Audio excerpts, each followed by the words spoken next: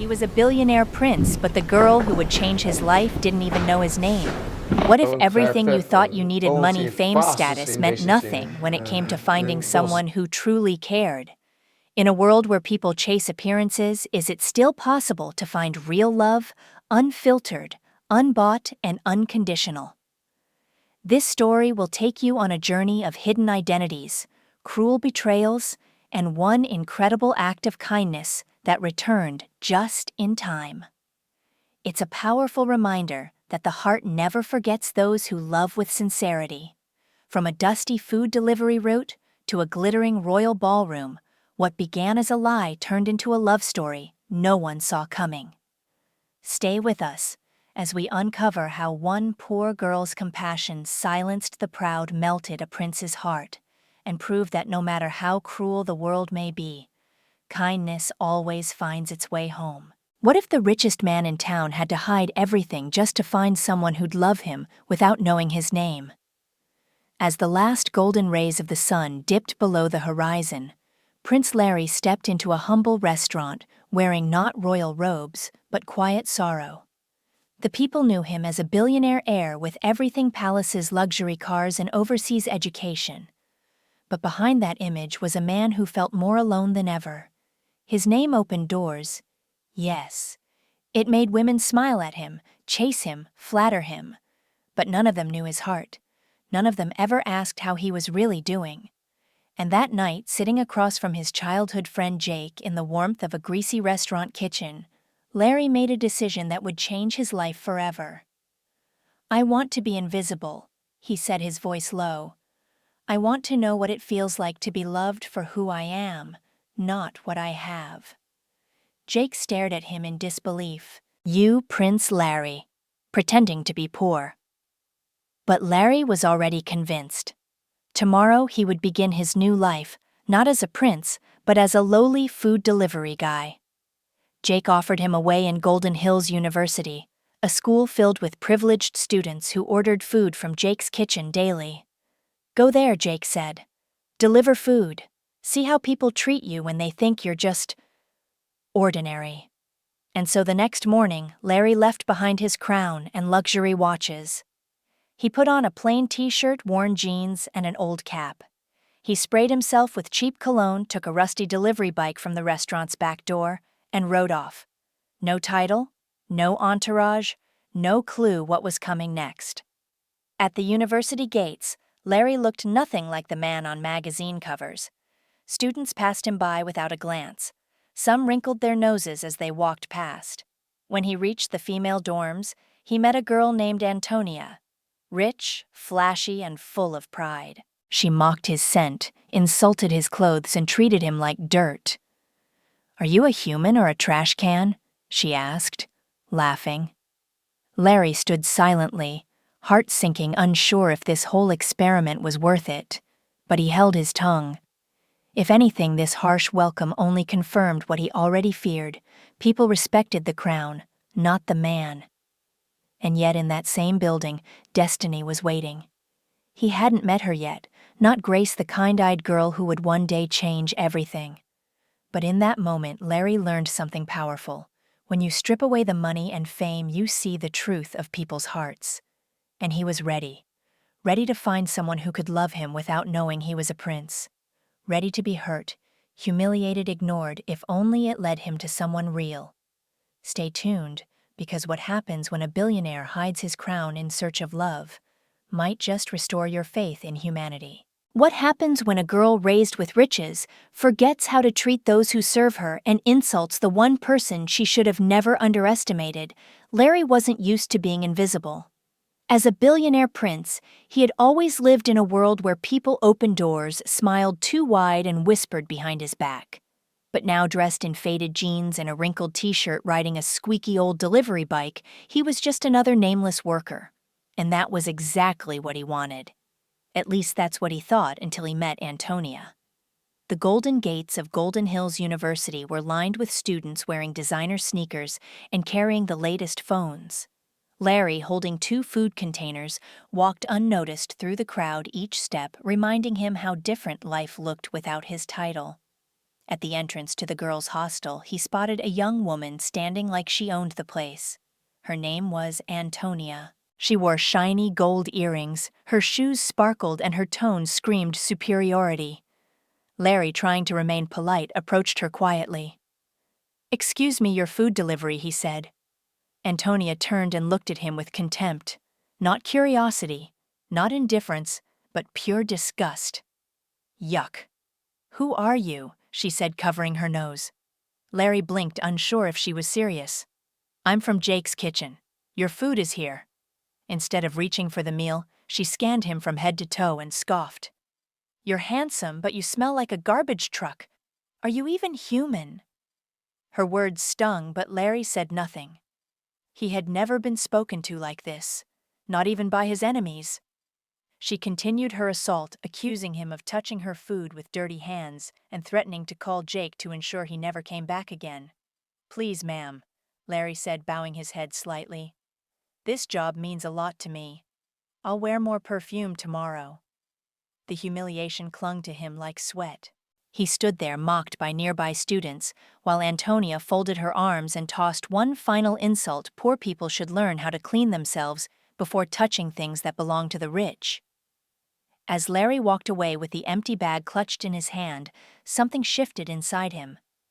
The pain wasn't just from the insults, it was from the realization that wealth had created monsters. Not all of them, but enough to make kindness rare. He could have shouted, revealed who he really was, made her apologize in front of everyone. But he didn't. He kept walking, whispering to himself, "One day I'll find someone who sees my heart, even if I have nothing." That night back at the restaurant, Jake asked him how it went. Larry simply said, "It was terrible," but there was no bitterness in his voice, only quiet determination.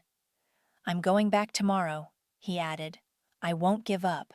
Because sometimes being humiliated is part of the journey to something greater." And in the fire of disrespect, true character is forged. Sometimes the most powerful act of love isn't grand, it's simply saying, "Thank you," when no one else will. The next day, Larry woke up earlier than usual. The memory of Antonia's cruel words still lingered like a bitter aftertaste. But he wasn't broken. He was determined. He washed thoroughly, used a sweet-smelling perfume Jake gave him, brushed his old shoes until they almost shone, and packed the food carefully. Today wasn't just another shift. It was a test of patience and purpose. As he rode his bike through the dusty morning streets to Golden Hills University, he whispered to himself, "Don't lose your temper. You're not here for them. You're here to find something real." And as fate would have it, that something real was waiting just down the hostel corridor. After enduring another round of silent glares and dismissive stares from the rich students, Larry approached the girls' hostel again. Antonia, ever the drama queen, rolled her eyes the moment she saw him. "You again?" she scoffed. "At least you smell better today." Larry bowed slightly and replied with calm politeness, "Thank you, ma'am. I didn't forget your warning." She grabbed the food from his hands without a word of thanks and walked away like royalty. Larry let out a quiet sigh and turned to leave. That's when he heard a soft voice behind him. "Excuse me, sir." He turned, expecting another complaint. But instead he saw her. A girl in a simple dress, no makeup, her hair tied back in a neat ponytail. She carried a tray of empty plates and a quiet, genuine smile. "You dropped your pen," she said, gently handing it to him. Larry blinked, surprised. "Oh, thank you." "You're welcome," she said warmly. "Are you the new delivery guy?" "Yes, I work for Jake's kitchen." "Oh, I love their jollof rice." She grinned. "It's the best." Larry smiled for the first time that day. "I'll tell Jake. He'll be happy to hear that." Then came the words that hit deeper than he expected. "By the way, thank you for bringing our food every day. I know people don't say it often, but I really appreciate it." His heart skipped a beat. In a world that saw him as invisible, or worse, as filth, someone had finally seen him. Not his clothes, not his smell, just him. "My name's Grace," she added, smiling. "What's yours, Daniel?" he replied, using his fake name without hesitation. "Well, nice to meet you, Daniel." She glanced back at the other students and said softly, "Please don't mind some of them. They look rich, but their hearts are poor." Larry let out a soft laugh. "Thanks for saying that. It means a lot." And it did. More than she could ever know. As she walked away, Larry found himself frozen in place, replaying her words over and over. "Thank you. I appreciate you." In a crowd full of noise, Grace's kindness was the first sound of music. And in that moment, Larry knew this wasn't just a delivery job anymore. This was the beginning of something rare, something honest, and maybe something that would change everything. What if the kindest girl on campus didn't just see him but stood up for him while everyone else laughed? Larry couldn't stop thinking about her, Grace, the girl who smiled without judgment and said thank you when everyone else treated him like dirt. Something about her lingered in his chest like a quiet song that kept playing even after the music stopped. So the next day, Larry dressed with care even if he still wore the same plain t-shirt and jeans. He brushed his shoes again, sprayed the nicest cologne Jake owned, and headed back to Golden Hills University, not for Antonia's insults, but in hopes of seeing the one girl who made the job bearable. He didn't have to wait long. Just as he was handing over Antonia's food and being ignored again, that same gentle voice called out, "Hi, Daniel." His heart lifted. It was Grace, still wearing her simple ponytail, still looking more beautiful than anyone else in the school. "Hi, Grace," he replied, smiling from ear to ear. "It's good to see you again." "Me too," she said. "Actually, I was hoping I'd see you." For a moment, Larry froze. She was hoping no one had ever hoped to see him since he became just a delivery boy. "I don't like going to the canteen alone," she continued shyly. "Would you come with me later today?" "For snacks?" Larry blinked. No girl, especially not one as sweet as Grace, had ever invited him out while he looked poor. But now she was standing there asking him. "I'd love to," he said. "Just tell me when." Later that afternoon, under a mango tree by the school canteen, they shared puff-puff meat pie and juice in plastic sachets. And as the sun began to lower behind the trees, something deeper unfolded. Grace opened up about her family, how her father once sold second-hand clothes, and her mother cleaned houses just to pay her fees. "We're not rich," she said, "but we're content. I'm not here to impress anyone. I'm here to make them proud." Larry sat still, touched by her humility and strength. "You speak like someone twice your age." "Life teaches early when you grow up with less," she replied. Then, noticing the students walking by and staring, she added, "Let them talk. You're kind. That's what matters to me." It was the first time anyone had defended him so publicly. The next day, Antonia struck again. Larry, late and exhausted from extra deliveries, handed her food with an apology. But she exploded, calling him useless, then shocking everyone by dumping a bottle of water over his head. Soaked and humiliated, Larry turned away without a word. That's when Grace stormed out of the building. "Antonia," she shouted, fire in her eyes, "let this be the last time you insult my friend Daniel. I don't care who your parents are. You will respect him." The crowd gasped. Grace didn't just see Larry, she fought for him. And in that moment, something unshakable was born. Not just affection, not just kindness, but loyalty. And that's the kind of love that kings long for. When a poor girl stood up for what's right, she was thrown in jail, but then a mysterious royal order turned everything upside down. Grace thought standing up for Daniel would be the right thing to do. And it was. She had never been the type to stay silent in the face of cruelty. When Antonia poured water over the kind delivery boy, it wasn't just rudeness, it was humiliation, cruelty wrapped in wealth and pride. Grace, heart pounding and voice shaking, had marched up to her and told her the truth to her face. "You will not insult my friend again," she'd said loud enough for everyone to hear. The crowd had gasped. Antonia's fake smile had frozen, and her eyes had narrowed with rage. But Grace had walked away with her head held high, unaware of what was coming next. That night, Antonia cried crocodile tears to her mother, spinning a lie so dramatic it could win an award. "She threatened me, Mommy." She sobbed into the phone. She said she'd ruin my life. Her mother, Mrs. Dawson, a woman just as proud and vicious as her daughter, didn't hesitate. She called the police and used her power and influence to file a false report against Grace. The next evening, Grace was in her room peacefully studying when a loud knock echoed through the hallway. "Open up, police," they shouted. Confused, she opened the door to find two officers staring at her coldly. "You're under arrest for threatening another student's life," one said, slapping cold metal cuffs around her wrists before she could even explain. Students whispered behind their hands, "Isn't she the one who shouted at Antonia? I knew that poor girl was trouble." Grace's heart broke not because of the handcuffs, but because of how quickly everyone believed the worst. In one moment, her dignity, peace, and name were stolen. But what happened next stunned the entire university. Early the next morning, while Grace sat silently in the cold holding room, a senior officer approached her with a strange look in his eyes. "Miss Grace," he said, "you're free to go." She blinked. "What? We received a direct royal order. Prince Larry himself instructed us to release you immediately and ensure you are not disturbed again." Grace's heart nearly stopped. The prince. She didn't know him. She had never met him. Why would someone so powerful care about her back at school? As Grace walked through the gates like nothing had happened, Antonia's jaw dropped. "How are you free?" she shouted.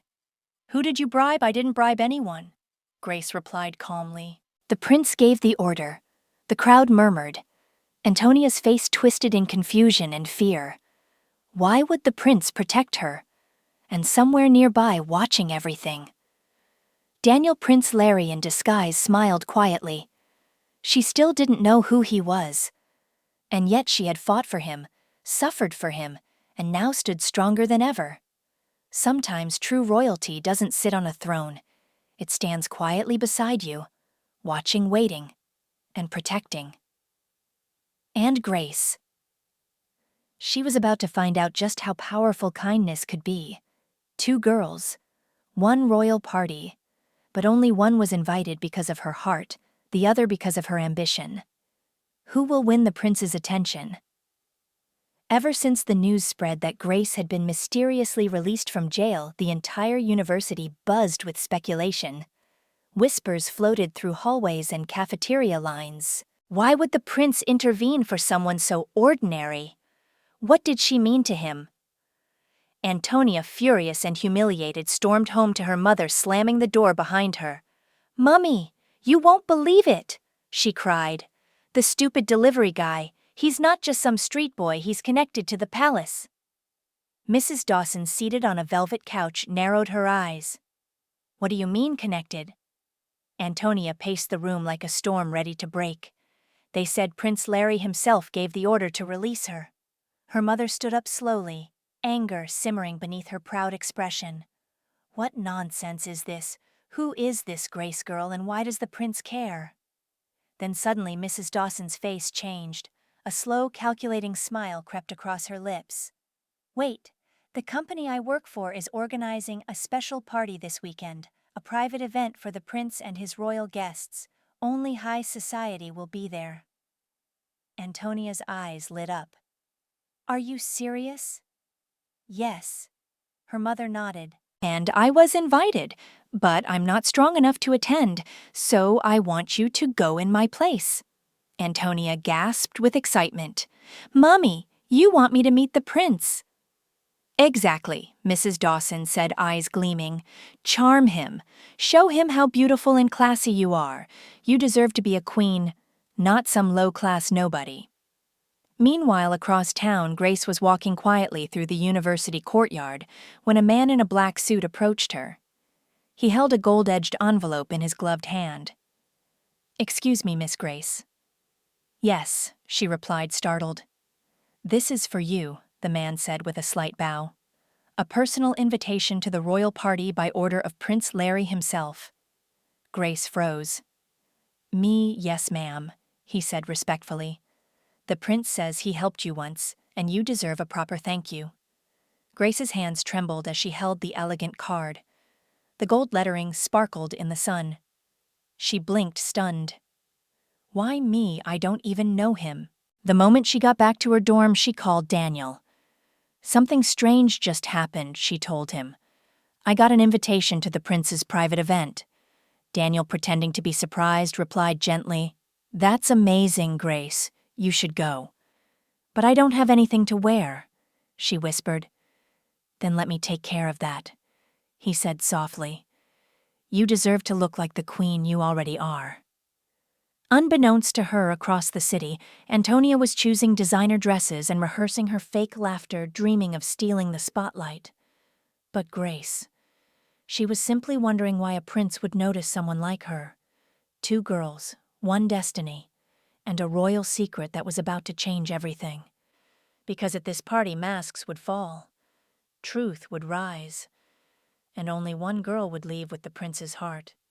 She thought he was just a delivery boy. He thought she'd never forgive the lie. But tonight, at the prince's royal party, everything would be revealed. The palace gates shimmered under the golden evening lights as luxury cars pulled in one by one. Grace stood at the entrance of the Royal Event Center, her heart thudding like a drum. Dressed in a sky-blue gown that sparkled with every step, her hair pinned in soft waves and a soft glow on her face, she didn't just look beautiful. She looked like she belonged. And yet inside, she still couldn't believe this was real. She clutched the small purse Daniel had helped her pick out and whispered to herself, Why me? Why did the prince invite me? Her question lingered as a sleek black car pulled up and dropped her off at the marble steps. She took a deep breath, adjusted her dress, and walked toward the golden doors. But just before she entered, a familiar, sharp voice sliced through the air. Grace Antonia stood a few feet away in a fire-red gown, her face twisted in disbelief. What are you doing here? Grace turned slowly, her expression calm. I was invited. Antonia's mouth fell open. Invited you? She scanned Grace from head to toe, unable to hide her jealousy. Where did you get that dress? Who paid for your hair? This is a royal event, not some secondhand market. Grace gave a soft, dignified smile. Maybe the prince values character more than cash. Before Antonia could respond, the grand doors opened, and a hush fell over the hall. All eyes turned to the marble staircase as a man in a royal robe descended slowly. A golden crown rested on his head. Lights danced around him as the orchestra began to play. Grace's breath caught in her throat. She knew that face, the soft eyes, the quiet confidence, the way he smiled at her like she was the only one in the room. Daniel gasps spread through the crowd. Antonia nearly collapsed in shock. Grace stood frozen as the prince heard Daniel walk directly toward her. The same man who rode a rusty delivery bike, the same man who gave her his shoes, the same man who made her laugh and promised to buy her a dress even when she thought he had nothing. Now he stood before her, every inch a prince. He took her hand gently. Grace, he said, his voice steady but filled with emotion. I know you're surprised. I hid who I was because I needed to know who would love me without the crown. Tears welled in her eyes. You did. You saw me when no one else did. You defended me when others laughed. And that's why in front of everyone here tonight, he knelt down on one knee. I ask you, will you be my queen? The room erupted in cheers. Grace nodded, tears streaming down her face. Yes, she whispered. Yes, I will. And behind them, Antonia stood speechless, the truth sinking in. Because sometimes the one you mock today becomes the one everyone honors tomorrow. When a mother and daughter plotted a secret revenge, they never expected that a kind deed from years ago would be the one thing to stop their evil plan. Antonia didn't sleep that night. Neither did her mother. The image of Prince Larry kneeling before Grace, the poor girl they had both mocked, played on repeat in their minds like a nightmare they couldn't wake up from. In one moment, everything had changed. The boy they believed to be beneath them had turned out to be royalty. And worse, he had chosen her. Not Antonia, not the Dawson name. But Grace, humble, honest, and now future queen of the kingdom. Inside their luxurious living room, Antonia threw her clutch across the room and screamed, "Mummy, this isn't over. He can't marry her." Mrs. Dawson remained calm, but her eyes burned cold. "He won't. We'll make sure of it." She reached for her phone, her tone suddenly sharp, calculated. "I know someone who handles problems quietly." Within minutes, she had sent Grace's photo to a shadowy contact, an underground gang leader named Max. Her message was short, but chilling. Make her disappear before the wedding. But what Mrs. Dawson didn't know was who Grace truly was. Far across town, Max stared at the image on his phone. At first his face was blank. Then slowly, recognition flickered in his eyes. Grace. His voice trembled as he whispered, "She's Mr. Collins' daughter." Years ago, Max's mother had been on her deathbed. No one had stepped in to help. No one but one man, Mr. Collins, a poor but generous tailor who emptied his savings to pay for her hospital bill. "You don't owe me anything," Mr. Collins had said at the time. "Just promise me you'll do good for someone else when it matters." That moment had never left Max. Now, looking at the face of Grace, the daughter of the man who had saved his own mother's life, he knew what he had to do. He picked up his phone and made a private call. On the other end, a royal voice answered. "Hello, who is this?" came the calm but alert tone of Prince Larry. "Your Highness," Max said quickly, "I don't have much time. Please listen. Someone is planning to hurt Grace." "What?" Larry stood up in alarm. "Her picture was sent to me with an order to take her out before the wedding. But I can't. I won't. Years ago, her father saved my mother's life. I owe him everything. I would never touch his daughter." Larry froze. "Who sent the order? I'm forwarding you the entire conversation." Moments later, Larry's screen lit up with screenshots. Every message, every threat, every plan. It was all there. Within hours, royal security stormed the Dawson mansion. Antonia and her mother were still celebrating when they were handcuffed and read their charges: conspiracy and attempted murder against the royal family. And Grace. She never knew how close she came to danger. Because once a poor man gave everything to save a stranger. And years later, that kindness returned just in time to protect the one he loved most. The poor girl they mocked became the queen they could never be, and the love they tried to destroy became the love the whole kingdom now celebrated. The royal bells rang loud and proud across the city as a new dawn broke, not just for the kingdom, but for Grace. Just weeks ago, she was a simple university student delivering empty plates with a smile. Now she stood hand in hand with Prince Larry at the grand altar of the royal chapel, her white gown trailing behind like a river of light. Guests from every corner of the land rose to their feet as the priest declared, "You may now kiss the bride." The applause was thunderous. The air shimmered with joy. And in that kiss, years of pain, doubt, and humility melted into a single radiant moment. Outside the palace walls, word of the wedding spread like wildfire. People crowded the streets, waving flags and throwing petals into the air. Many had followed Grace's story from the beginning. They remembered the insults she endured, the false arrest, the rumors, and the scandal. And now they saw her standing beside the most powerful man in the land, not because of money or status, but because of her heart. Meanwhile, in a far less cheerful corner of the city, Antonia and her mother sat in silence behind thick steel bars. Their once proud name had become a symbol of greed and cruelty. No longer dressed in designer gowns or sipping imported wine, they were left with nothing but the bitter taste of their own schemes. And as the world outside moved on, their cries for pity were drowned out by the justice they had earned. Back in the palace, the prince stood before the people with his bride by his side. Once he began, his voice steady and filled with purpose. "I believed I had to hide who I was to find real love. I thought I needed to pretend to be poor, to be unseen, to be ignored, just to find someone who would see me." He turned to Grace, eyes soft.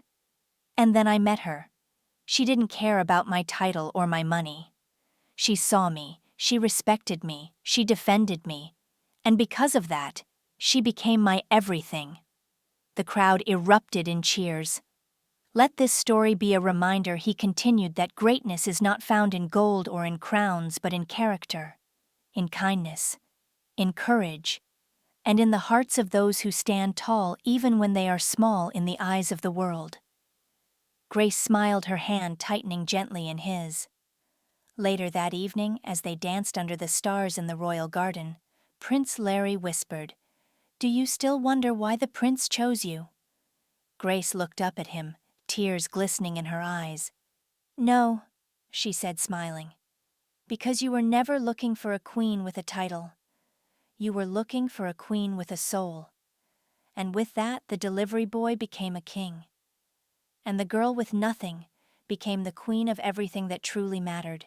They say no good deed goes unnoticed, but sometimes the reward doesn't come in gold. Sometimes it comes when your child's life hangs in the balance. Long before Grace became the girl who stole the prince's heart, before the gowns, the palace, or the royal spotlight, she was simply the daughter of a humble man named Mr. Collins. A tailor by trade, Mr. Collins never had much money, but he was rich in the things that truly mattered: honesty, compassion, and a willingness to help others without expecting anything in return.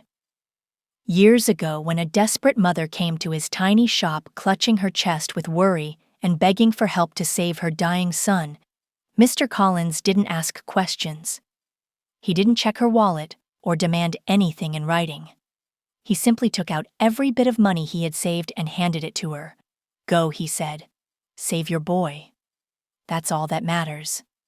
That boy was Max. He grew up on the streets, survived by his wits, and eventually became a feared name in the underworld. But he never forgot the man who had saved his mother's life. He had told himself again and again, "If I ever get the chance to repay him, I will, no matter what it costs." Years later, that moment came. When Mrs. Dawson sent Max the photo of Grace with orders to make her disappear, he nearly dropped his phone. He stared at the image, stunned. That was her, the daughter of the man who had once saved his entire world. His hands trembled not with rage but with purpose. Max didn't send an assassin. He sent a warning. He called Prince Larry himself, breaking every rule of the street code to protect the girl whose father once saved his family from ruin. "Your Highness," he said, his voice gravelly with urgency, "Grace is in danger. I have the proof. I'll send everything. But please don't let them hurt her." And Prince Larry acted swiftly. Within hours, Mrs. Dawson and Antonia were arrested. The evidence was undeniable. Their plan had been crushed not by wealth or influence or power, but by a ripple of kindness that had been sent out into the world years ago and returned when it was needed most. Grace never knew how close she came to tragedy, but Max did. He watched from afar as she walked down the royal aisle glowing with love, and Grace never knowing that her father's compassion had guarded her in silence. And in that quiet moment, Max smiled. He didn't need applause. He didn't want thanks. He just whispered to himself, "Debt repaid." Because when a good man plants seeds of kindness even in the hardest soil one day, those seeds bloom often when it matters most. So never underestimate the power of a single act of mercy. One day it might save the life of someone you love. Life lesson: true worth is measured by the heart, not the crown. In a world obsessed with wealth, status, and appearances, this story reminds us of a timeless truth. What truly defines a person is not what they have, but who they are. Grace didn't come from riches. She had no titles, no luxury, but she had kindness, humility, and the courage to stand up for what's right. And in the end, that was what captured the heart of a prince. Her father's simple act of compassion, helping a stranger without expecting anything in return, returned years later to save her life. For those of us in our later years, this is a comforting reminder that no good deed is ever wasted. The seeds we plant with love, honesty, and generosity will bloom in ways we may never see, but our children and grandchildren will. Respect, dignity, and quiet strength will always outshine money or status. So be kind, be sincere, and never doubt that the smallest act of goodness may one day become the greatest shield for someone you love.